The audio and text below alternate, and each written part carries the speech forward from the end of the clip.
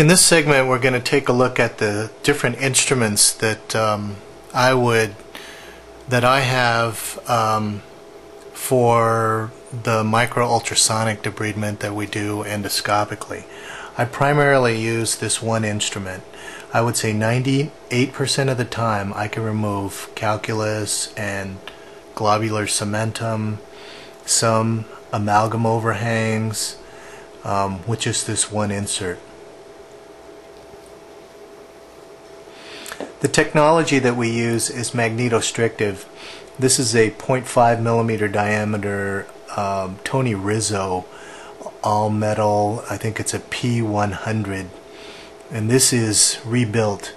We use these O-rings because they're a little bigger than standard, and they make the ultrasonic a little tighter. And the reason we like it a little tighter is because when there are times when we need more power, I will press a lot harder on these, and I don't want them spinning in the handpiece because I don't typically hold on to the insert, I hold on to the handpiece. Then again, you know, this is a magnetostrictive technology with these little metal stacks. These things are 25K. We use the 25K manually tuned version, and again, this is recycled. This, you know, I think it's $55 for a recycled one, as long as you send in one to be recycled. Occasionally I'll use the right and the left version, and this is for distal concavities, typically, or furcations. And you can see that these are normally bent to the right and or to the left, or right or left, and then we bend them even more so they are at kind of more of an angle of the furcation probe. Once in a while I'll have some kind of deposit or globular cementum or an overhanging restoration that needs to be plastied, and these are some diamond coated instruments. These are made by Hufridi. These are hand instruments, but you can see that they've been made ultrasonic. So we get this done by the Tony Rizzo company, and he just makes the instruments for us. Hufridi also has a double-ended curved instrument that's diamond coated, and we have made those ultrasonic as well. I would say that any hand instrument that you like, you can make ultrasonic, so it's not necessary to use hand instruments at all. In fact, it really slows down the procedure, and you know, you can get a lot more done with the same instrument that's vibrating 25,000 times a second.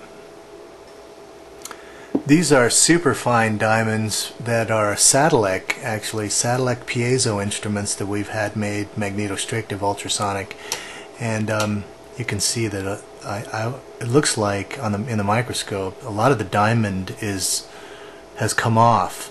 I don't use these very much, but if I need the smaller diameter to shape a furcation or something like that, if it's a class 3 furcation, I'll use those.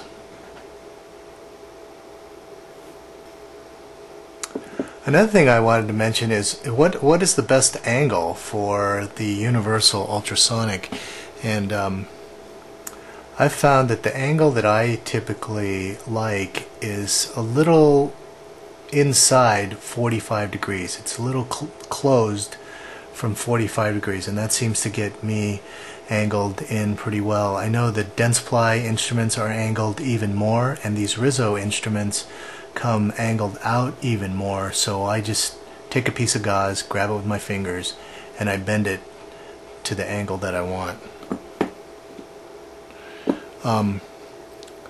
With the diamonds, what you have to be careful of with these diamonds is they're pretty abrasive, and even the ultrasonic can be abrasive to the very end of the shield on the Explorer. You can see that it gets worn, and but with ultrasonic instruments that's just going to happen, and the better you get at it, the more you can keep away from it, and the longer these last.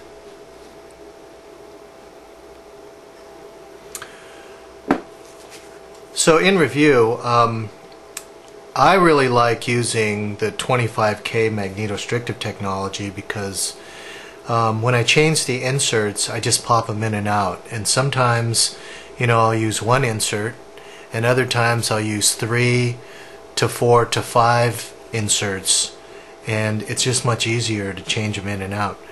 The other thing is the specialized inserts and the Explorers we keep in cassettes. And the standard straight insert and the curved right and left, we just bag those in small bags. So if you have any questions about how to modify these inserts, don't hesitate to give me a call or email me.